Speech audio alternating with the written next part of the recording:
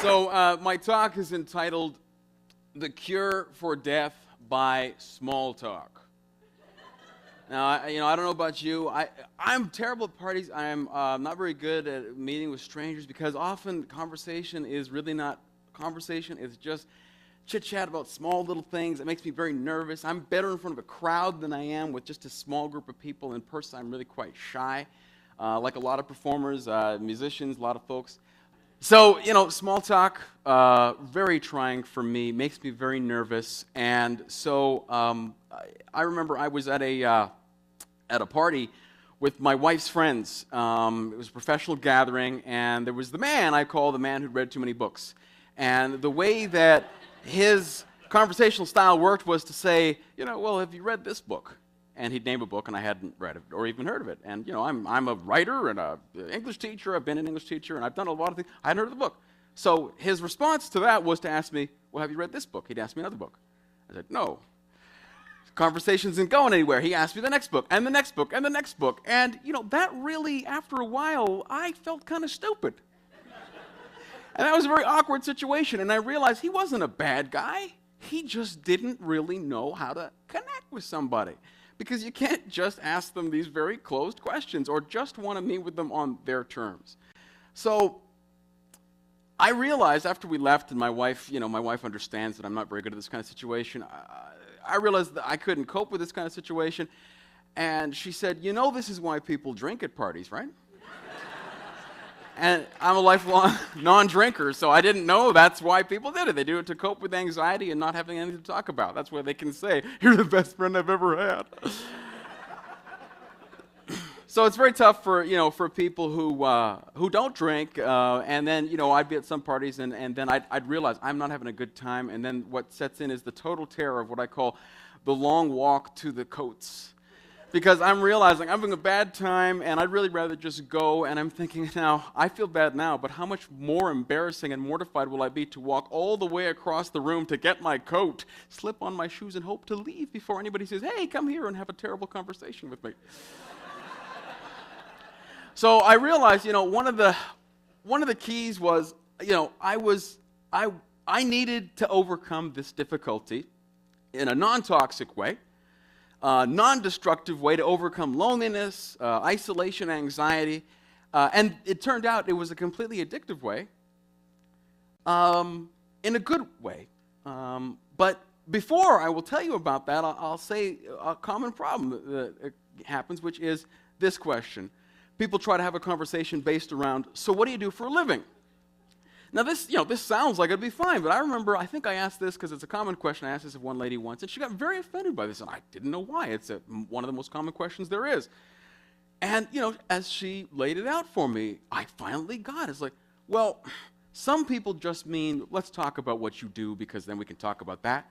But for some people, it is an attempt to discover who's the top dog in the situation. And that's a sneak attack with the question. You think it's a bridge, and it's not. Because what they're trying to figure out is, should they schmooze you? This is a TED event, you're all networking, you got your cards bundled up, you're ready to go make some business or, find a date, whatever. Don't be lonely tonight. And then, if this person isn't good enough, are you going to keep talking with them? Who's the alpha dog in the situation? Or the worst, you tell them, and then the person says, excuse me, I have to go get a drink. You have been frozen out. You're not good enough for them to talk with. So I'd been interviewing people for years, fascinating people. The job is to ask them questions. And I finally remembered, hey, why don't I use my powers? So that was the breakthrough moment for me. It wasn't ask them, what do you do for a living? It's ask people, what do you do for fun? Now, this is a real cut-through question. Breaks through walls because even the people who try to deflect the question and say, oh, well, I can't remember the last time I had fun. That opens up a story right there. Well, why are you not having a chance to have fun? Or what did you do when you did have fun? And this means that personal stories can be an equalizer. It's no longer the the guy at the party who's a neurosurgeon and the guy who just got laid off, who are really the guy who just got laid off, he probably feels pretty crummy about that. So he may not feel like he can have this conversation with the neurosurgeon. And the neurosurgeon might be worried, well, what if this guy thinks that I'm a snob because I operate on brains? And he's not. He's just a butcher who fixes people. So personal stories are an equalizer, and they allow you to use the small to get to the big. And when you have conversations with some folks, one of the problems that happens is if they're not really listening, you've had these conversations, you're trying to tell them something, and they keep going, because what they're really doing is they're waiting to slot their conversation into your what was supposed to be a mutual conversation. In other words, they think the conversation is like Vancouver traffic. You're just waiting for a chance to merge and then get into a fast lane and get out of there. And that's not sharing. So I'm going to share with you today a few of the questions that I've developed over time that have helped me get to know people more, overcome my own shyness, and that I also use in interviews.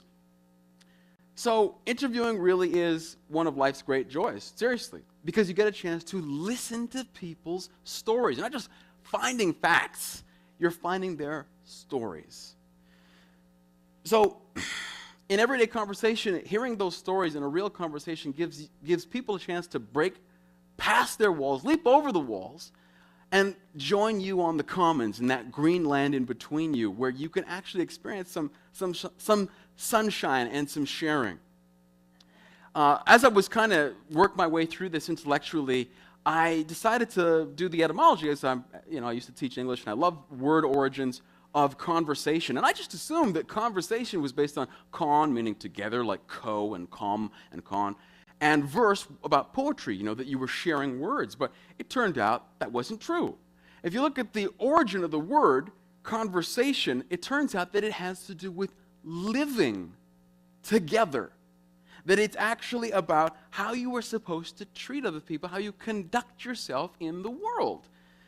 It also means how you keep company with people. So conversation shouldn't be about, jockeying for status or just getting a list of information or waiting for your chance to drop in your funny line. It should actually be a mode for how you treat people and how you want them to treat you. I also was quite tickled to discover that in the year 1511, by that time it's attested in the scholarship that conversation actually referred to sexual intercourse. So I'm sure that you all want to be known as very good conversationalists. So that's why I'm introducing you right now to 7 question zones, okay? These will give you a little bit of areas to go to, okay? So, for instance, food, favorite teacher, forest, film and culture, forlorn or fond, fear, and for the win. Now, we won't have time to get examples on all of them, but we will on many of them. So, I'll tell you about a man. He's one of my heroes, okay? Ralph Nader. Thank you. He's an amazing man. I got a chance to interview him about 8 years ago. He's remarkable. I mean, he's unlike almost anybody who's ever lived. He's written 34 books, founded 100 organizations. He's had a profound effect on American civic life in countless areas. Time magazine named him one of the 100 most influential Americans of the 20th century. He's been interviewed tens of thousands of times, I'm sure. He's given every conceivable answer. At community radio, what am I going to ask him about? Well, I'm going to ask him about food. So let's have a listen. Because you're asked a million questions, political questions all the time, it's the same stuff, and I don't want to be invasive about your private life, but this is kind of, somewhere in the middle here. I know that you work around the clock. It's reputed that you work 16 and 18-hour days. On the occasion that you find time to eat, Yes. Your heritage is Lebanese-American. When you have folks over, what do you cook for them? Oh, Middle Eastern food. Yeah, what do you cook? Tell me. Well, I give you the Arabic designations. Yabra arish, that's stuffed grape leaves. Kibbe, that's, lamb meat and cracked wheat and pignolia nuts. And a lot of vegetable dishes that are that's Middle East food is highly nutritious. I don't know whether they designed it that way, but according to modern nutritional standards. I mean, my mother wrote a book called It Happened in the Kitchen, and we used a lot of my father's sayings over the years that educated us. But the middle of the book are 100 Middle East recipes that we grew up on. I mean, my favorite is stuffed eggplant. It's your parents who grounded you in who you are and who you became? Oh, very much so, yeah. I mean, people say, how did I turn out this way? Was there an event? Was there an episode? Was there an experience? I say, yeah, I had a lucky choice of parents. Now, it's a great experience to talk to somebody that you really admire and hopefully ask them a question that they've never been asked before, that ideally isn't a stupid question, like, would Alan Alda play you in a movie? So, the thing is, you want to be able to get somebody to share something about themselves that maybe they've never shared. It doesn't have to be invasive, but it can still be personal. Tina Fey was on the Oprah Winfrey Show, and she got to ask the interviewer a question, and she said, if you could have dinner with anybody in human history, what would you cook them? She said she'd have Jesus over for fried chicken. So I like to ask people in the realm of food, tell me about your most powerful associations with bread. And it's amazing the responses that you'll get from people as they talk about their mothers or their fathers or their bakeries or some food that they've had at a wonderful restaurant. And I asked a friend of mine this question, and what I love about these questions is that they're not intended to arrive at a specific point. You're intended to let that person choose where they're going to go. So let's listen to my friend Rich Kearney, who's right here. Let's see what he's had to say. So we used to have this basset hound named Teaspoon. She was a beautiful dog. Bassets are short but deceptively tall on their hind legs because their bodies are so long. And one day, Teaspoon managed to get up onto the countertop and help herself to about a loaf and a half of unrisen bread dough off the kitchen counter while we were out. I came home and she had obviously been sick, so I put her outside and I called the weekend emergency vet number. So they go, well, what's she doing right now? And I look outside and I go, well, she's chasing a butterfly in the backyard because she was chasing a butterfly in the backyard. So they go, well, that's not so bad. If she gets really sick or lethargic, bring her in. So she did get sick. She was in a bad way by about 10 p.m. because that loaf and a half of unrisen bread dough had risen in her stomach, and Teaspoon swole up like a keg of beer with legs. And with all that yeast, she smelled like beer too. And honestly, the next morning, we were worried we were going to be waking up to a dead dog in the house. But that dog did not miss a beat. She was just perfectly fine the next day, and she was amazing. Teaspoon was almost 16 years old when we lost her, and that was probably in 2001 or 2002. And we miss her every single day. Thanks. So, yeah, sure. So this isn't about asking somebody, have you read this book? It's about letting them share what they know and what they care about, but in a way that actually joins you together. So it's not just like an 18-year-old boy telling a girl he wants to date about a car that he plans to buy someday. Because there's no real connection there. This is about sharing a story about bread, a story that leads to animals that we love. Rich also told me that the dog was called Teaspoon because she was slightly incontinent and would release a teaspoon-sized puddle every once in a while. So I like to ask people about also their favorite teacher, and I used to be a teacher, and everyone has some kind of favorite teacher, however they define the word. And, who would you be without your Ben Kenobi, without your Mr. Miyagi, your Morpheus, your fairy godmother, or your Dumbledore? People have an answer to that question. They know that even if they hated being in school, the person who intervened in their life in this very powerful emotional way transformed them. And it's amazing how much people want to answer this question. And one of the things that I love about this is I've been asking this to interview subjects for 15 years, is that there's people will also talk about how they got a chance to thank this person. So at any rate, You can ask them about nature and their connection to nature, the forest. You can ask them about what I like to ask about film and culture. I'm speeding through this, pardon me, because people will tell you remarkable things about how a book affected them. It doesn't matter whether you've shared the same book, but how it affected them. Asking them about their favorite country and western song. I'm sure you can tell by just looking at me, I'm a massive fan of country and western music.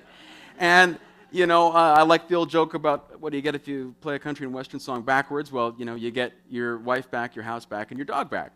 But they're great songs because they tell stories, and that's what, you know, I'm trying to share with you. Tell me about a movie that makes you cry, and why. Who would you want to play you in a movie? I was going to share this with you, but we are actually we're a little bit running late on time. I will say that I asked this man, Tom Fontana, to tell me all the things that made him in common with a character, a devout Muslim character in one of the shows that he created. And it was amazing to hear him break up laughing as he realized that he hadn't known that in one way, he'd written himself right into the show in the least likely place. And so, you know, it's an amazing experience that people don't see how they've revealed themselves, and you can help them see that. Forlorn and fond, tell me about the songs that profoundly remind you of your own youth and why. Ask them about their fear, a fear they overcame. And actually, one of the most profound questions I've been asking people for about 20 years, particularly when I ask Americans, is tell me if there's ever a time in your life, and this is Americans of every racial background that I ask, if you ever totally overcome racial tension. And the answers that I've gotten from people who are laughing and happy, and suddenly they get very quiet. And other people who are very quiet, and suddenly they become animated. And one man who, in fact, gave me my longest answer ever. He spoke for 17 minutes. This is Wendell Pierce, an actor from television's The Wire and Treme. And we had a conversation, but I'm sorry, our clock up here wasn't telling me my time, so I just found out that I had, 2 minutes left? Yeah, okay. So you'll have to get this on my website. I apologize. But at any rate, a remarkable discussion with this man who talked about how he could take a friend with him to New Orleans and Mardi Gras, and that man would be changed, and under those circumstances of being open to share his story and have that man share his story back. That's what could connect them. So we end here with For the Win. I like to ask people, tell me about the story of one of the nicest things that anybody's ever done for you, or also a time you discovered that you were stronger than you thought you were. And this is where I'm going to end. This is my mom, Nadine Thomas. I should point out that, I've got a Euro North American farm girl mother. My father is from Kenya. I have 2 daughters. And yes, my wife's name is Michelle. All right? They did try to stop me in D.C. from waltzing into the White House. But at any rate, my mom and I took a trip 15 years ago. We drove to Winnipeg. We drove back through Lethbridge, both cases to meet with family. And this is a story I don't think I've even told my wife. And while we were in, my wife knows the outline, but not the details. While we were in Lethbridge, we had a good time with my uncle, and my mother had a heart attack. And we went to the hospital, and within a few minutes, my mother had died. We were in the middle of terrible winter. I had to drive back to Edmonton. And quite frankly, I wanted to die. And I was driving as quickly as I could, I think because I was almost hoping this would give me an excuse to stop living.